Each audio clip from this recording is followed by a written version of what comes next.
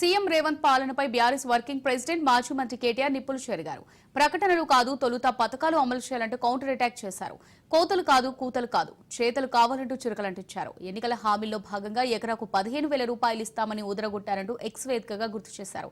రైతు బంధు మీద కొండను తవ్వి ఎలుకను పట్టుకున్నారంటూ ఎద్దేవా చేశారు. పథకాల ఎగవేతకు కుంటిసాకులు చెప్పడం మానుకోవాలంటూ కేటీఆర్ హితవు పలికారు. కేసీఆర్ హయాంలో మీసం మళ్లేసిన రైతన్నలను ఏడాది పాలనలో అప్పులపాలు చేశారంటూ ఆగ్రహం వ్యక్తం చేశారు.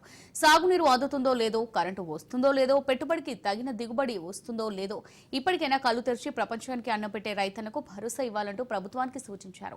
పథకాల ఎగవేతకు కూడా కారణాలు వెతకాలన్నారు కేటీఆర్.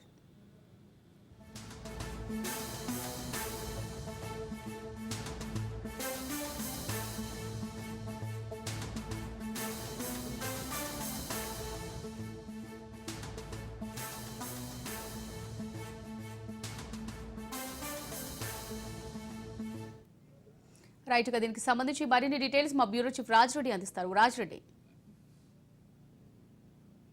కేటీఆర్ ట్విట్టర్ లో ట్వీట్ చేశారు, ఘాటుగా స్పందించారు. ప్రభుత్వము మాటలకు మాత్రమే పరిమితం అవుతుంది, చేతుల్లో మాత్రము లేవు, కేవలం కోతలు మాత్రమే పోస్తున్నారు, కానీ ఆచరణలో సాధ్యం అవ్వట్లేదు. ఏ పనిని కూడా మాటల్లో చెప్తున్నారు కానీ ఆచరణలో మాత్రం ఏది అమలు చేయట్లేదు.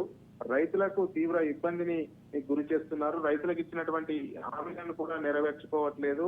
రైతులకు ఎకరానికి 15,000 రూపాయలు ఇస్తామని చెప్పినటువంటి రేవంత్ రెడ్డి అధికారంలోకి వచ్చి సంవత్సరం దాటినా కానీ ఇంతవరకు రైతు భరోసా కింద 15,000 రూపాయలు ఇస్తామని చెప్పి ఇంతవరకు ఇవ్వలేదు.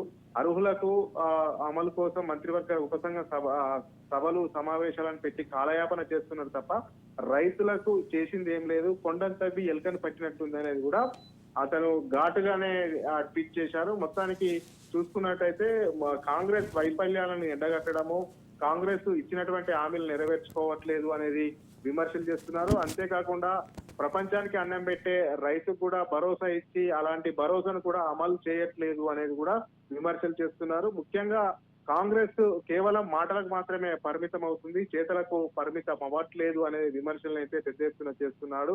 అంతేకాకుండా కరెంటు కూడా ఎప్పుడు వస్తుందో ఎప్పుడు పోతుందో తెలియట్లేదు, పెట్టిన పెట్టుబడికి తగిన దిగుబడి వస్తుందో లేదా అని తెలియకుండా రైతులు అయితే అవస్థల పాల్పడుతున్నారు, ఇబ్బందికి గురవుతున్నారు అనేది కూడా ట్విట్టర్ లో ఘాటుగానే స్పందించారు. మొత్తానికి కాంగ్రెస్ ప్రభుత్వం చెప్పేది ఒకటి చేసేది ఒకటి లాగా ఉంది. కాంగ్రెస్ ప్రభుత్వ వ్యవహారం ఆచరణలో సాధ్యంగానే హామీలు ఇచ్చేసి వైకుంఠంలో స్వర్గం చూపించిన విధంగా కాంగ్రెస్ ప్రభుత్వ పనితీరు ఉందనేది కూడా ఎద్దేవా చేశారు. మొత్తానికైతే కాంగ్రెస్ ప్రభుత్వాన్ని టార్గెట్ చేస్తూ కేటీఆర్ ట్వీట్ చేశారని చెప్పుకోవచ్చు. Thanks for the updates Raj Reddy.